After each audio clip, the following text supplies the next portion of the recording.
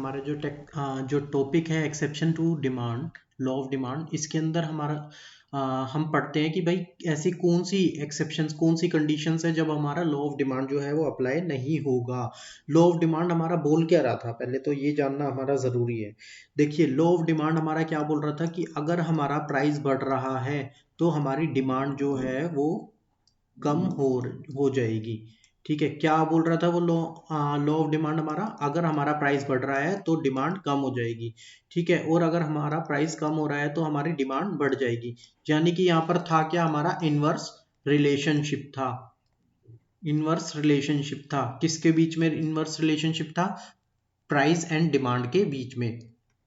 यही हमारा law of demand बोल रहा था।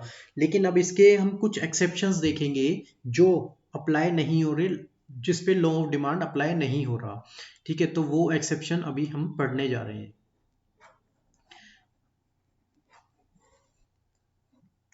देखिए, सबसे पहला एक्सेप्शन क्या है हमारा, गिवन गुड्स।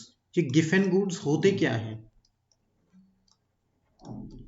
गिवन गुड्स होते क्या हैं, हमें सबसे पहले ये जानना बहुत जरूरी है। देखिए, मैं आपको बताता हूं, कुछ ऐसे गुड्स होते हैं जिनका अगर प्राइस कम हो जाता है ना, तो हम उसको कंज्यूम करना बंद कर देते हैं, उसको कम कर देते हैं, उसका कंज्यूम करना भी।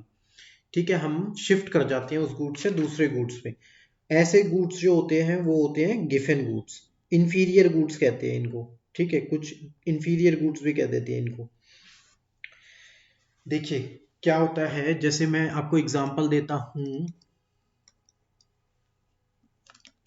ज्वार बाजरा, ज्वार का, बाजरा का, जब किसी के पास कम इनकम है, लो इनकम है, तो वो क्या करता है, वो ज्वार और बाजरा कंज्यूम करना स्टार्ट करता है, क्योंकि ये सस्ते में, नॉर्मल गुड्स के हिसाब से कंपेयर करते हैं तो इनको इंफीरियर गुड्स इनको माना जाता है। इंफीरियर गुड्स जो होते हैं, इंफीरियर गुड्स वो चीप होते हैं, सस्ते होते हैं। ठीक है, तो यहाँ पर क्या होता है, इसको कंज्यूमर कंज्यूम करता है। जैसे जैसे कंज्यूमर की इनकम बढ़ जाती है, या फिर मान लो मेरा जो प्राइस है ज्वार और बाजरा का वो कम हो जाएगा, तो हमारा कंज्यूमर क्या करेगा, हमारा कंज्यूमर या कंज्यूमर की इनकम बढ़ जाती है तो उसके इसके अंदर, कंज्यूमर की इनकम अगर बढ़ जाती है तो कंज्यूमर क्या करता है, कंज्यूमर ज्वार और बाजरा, अब ज्वार और बाजरा नहीं खाएगा, वो अब व्हीट पर शिफ्ट कर जाएगा। ठीक है, वो राइस पर शिफ्ट कर जाएगा। वो कुछ इस हिसाब से इन गुड्स के अंदर, यहाँ पर हमारा क्या हुआ, क्या हमारा प्राइस बढ़ने से इनकी डिमांड बढ़ी? क्या हमारा प्राइस, यहाँ पर हम अगर ज्वार बाजरा की बात करें, क्या ज्वार बाजरा का प्राइस कम हुआ तो क्या इसकी डिमांड बढ़ी थी? नहीं, इसकी डिमांड बढ़ी नहीं। लोगों ने क्या करना शुरू करा, लोगों ने वीट कंज्यूम करना शुरू कर दिया उस केस के अंदर। ठीक है, ये जनरली देखा गया है। तो इस केस के अंदर क्या होता है, यहाँ पर हमारा प्राइस बढ़ने के वजह से डिमांड, प्राइस घटने के वजह से डिमांड नहीं बढ़ी। ठीक है, डिमांड बल्कि कम हो गई है। ठीक है, तो ये हमारा गिवन गुड्स की केस के अंदर होता है। गिवन गुड्स के अंदर हमारा लॉ ऑफ डिमांड अप्लाई नहीं होती है। इसके अलावा और भी कुछ ऐसे गुड्स होते हैं जहां पर हमारा ये रूल अप्लाई नहीं होता है, जैसे कि स्टेटस सिंबल गुड्स।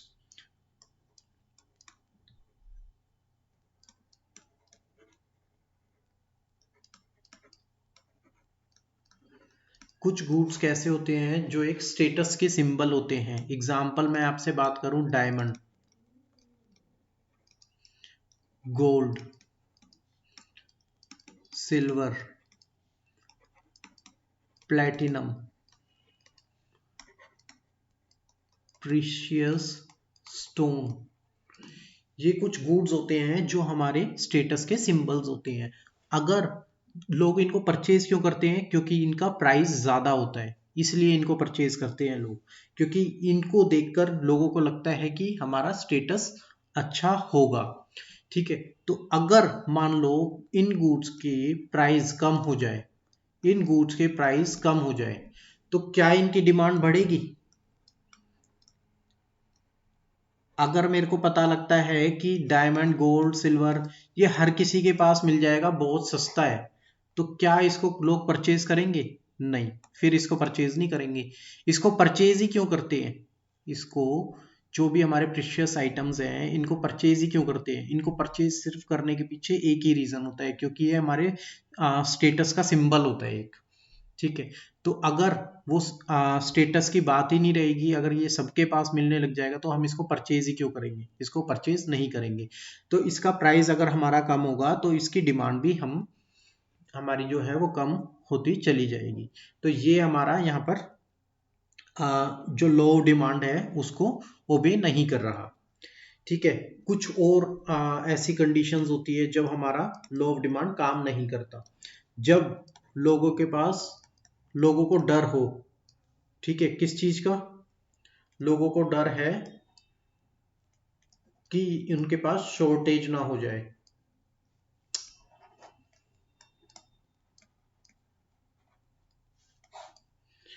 ठीक है, तो फियर ऑफ शॉर्टेज, जब लोगों को डर होता है कि किसी भी एक पर्टिकुलर कॉमोडिटी, कोई भी कॉमोडिटी एक्स है मान लो, इस कॉमोडिटी का फ्यूचर में जो है इसकी शॉर्टेज होने वाली है, तो लोग आज क्या करेंगे? फ्यूचर में शॉर्टेज, शॉर्टेज आज नहीं हो रही है, शॉर्टेज फ्यूचर में होगी, तो उस केस के अंदर क्या होगा? लोग क्या करेंगे? इसको परचेज करना शुरू कर देंगे, परचेज ज्यादा करना शुरू कर देंगे। यानी कि क्या कर रहे हैं वो? हमारी डिमांड जो है वो बढ़ना शुरू हो जाती है इस केस के अंदर। प्राइस क्या है यहाँ पर मेरा कम हुआ? प्राइस पे कोई कम हुआ क्या यहाँ पर? नहीं, प्राइस मेरा कांस्टेंट रहा। ठीक है, हो सकता है डिमांड एकदम से बढ़ने की वजह से हमारा प्राइस भी लोग बढ़ा दें उसका, लेकिन क्या हमारा प्राइस के वजह से डिमांड पे कोई इम्पैक्ट आया? क्या यहाँ पर इनवर्स रिलेशनशिप है? नहीं है। ठीक है, तो ये भी हमारा एक ऐसा केस है जिस केस के अंदर हमारा लॉ ऑफ डिमांड काम नहीं करता है। देन हमारा फोर्थ पॉइंट है इग्नोरेंस।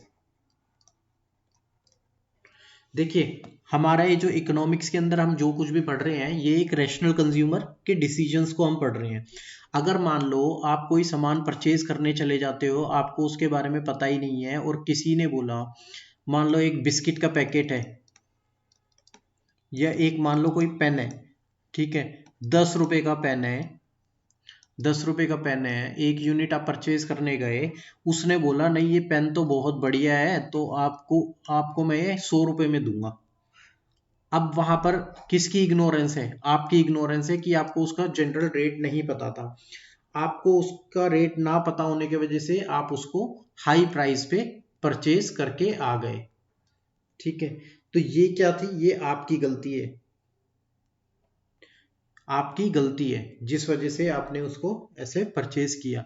या कई बार क्या होता है कि हमारा प्राइस तो सेम है, प्राइस तो कांस्टेंट है, लेकिन फिर भी आप जो है उसकी डिमांड, उस कमोडिटी की डिमांड जो है वो ज्यादा कर देती है।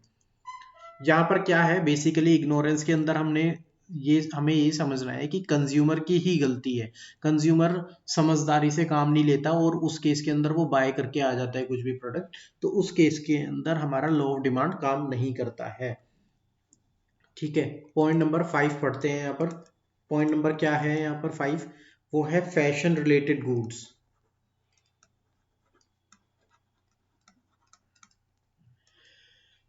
फैशन रिलेटेड गुड्स, तो फैशन रिलेटेड गुड्स के अंदर क्या होता है? देखिए, कुछ गुड्स ऐसे होते हैं जो फैशन से रिलेटेड होते हैं। जो फैशन से रिलेटेड गुड्स होंगे ना, वहां पर आपका लॉ ऑफ डिमांड काम ही नहीं कर रहा होगा।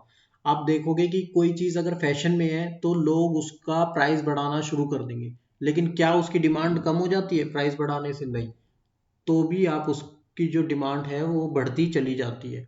उसकी डिमांड कम नहीं करते हैं लोग, क्योंकि वो फैशन में है, लोग उसको ज्यादा से ज्यादा परचेज करना शुरू कर देते हैं।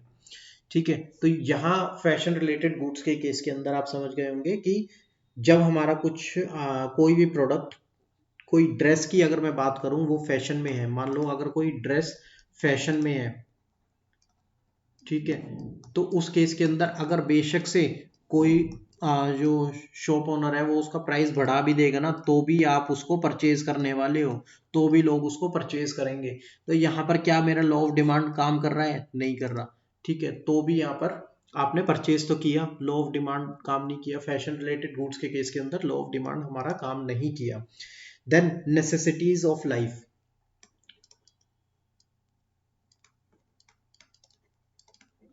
Necessities of life. देखिए कुछ गुड्स होते हैं जो हमारी नेसेसिटी होती है, ठीक है। नेसेसिटीज क्या होती है, जैसे हमारा खाने की चीजें हो गई, दवाई हो गई हमारी, ठीक है। एग्जाम्पल क्या हो गया हमारा, फूड हो गया, यानी कि बेसिक फूड की अगर मैं बात करूं, वीट हो गया, राइस हो गया, ठीक है, मेडिसिन हो गया, ठीक है। ये कुछ ऐसे हमारे नेसेसिटीज होते हैं जो कि बहुत ज़रूरी होते हैं हमारे डे टू डे यूज़ के लिए।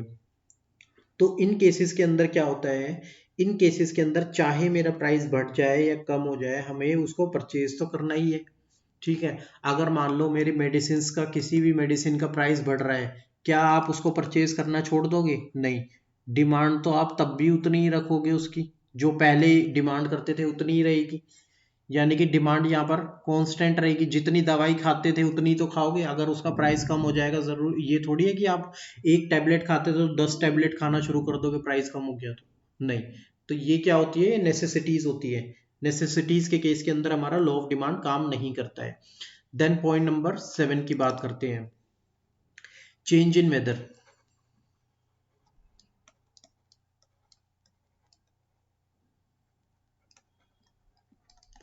देखिए अगर मान लो रेनी सीजन है,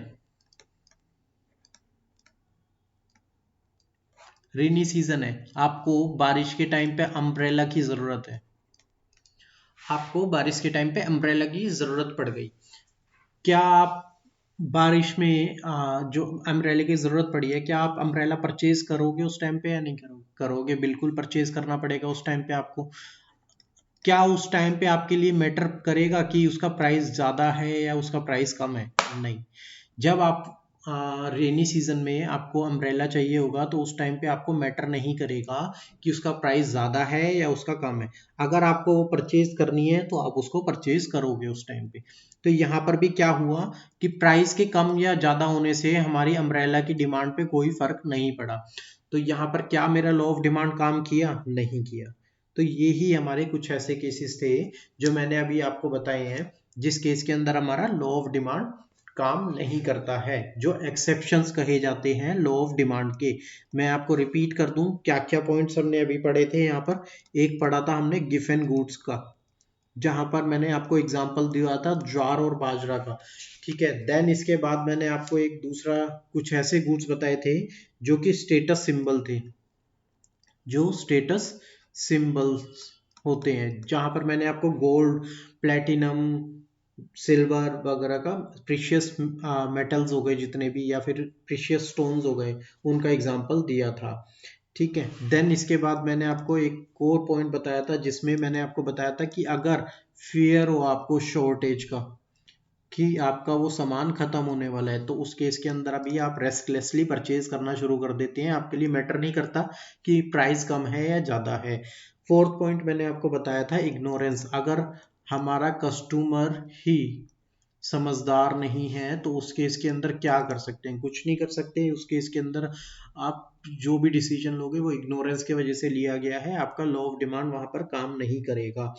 देन हमारा फिफ्थ पॉइंट है हमारा फैशन के वजह से, ठीक है। फैशन रिलेटेड गुड्स की वजह से अगर आप कुछ भी परचेज कर रहे हो तो उस केस के अंदर क्या होगा, हमारा लॉ ऑफ डिमांड हमारा काम नहीं करेगा।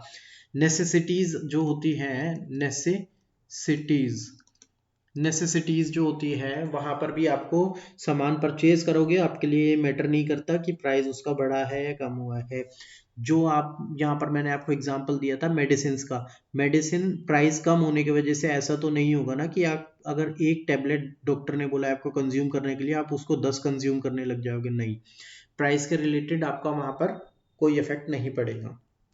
देन हमारा आ जाता है हमारा 7th पॉइंट जो कि है चेंज इन वेदर का, चेंज इन वेदर, जहां पर मैंने आपको रेनी सीजन में अम्ब्रेला का एग्जांपल दिया कि आप अम्ब्रेला परचेज करोगे ही करोगे इन केस अगर आपको वहां पर जरूरत है अम्ब्रेला की। उस वक्त आपको रेनी सीजन में इस बात से कोई फर्क नहीं पड़ेगा कि आपका अम्ब्रेला का प्राइस कम है या आपके अम्ब्रेला का प्राइस ज़्यादा है।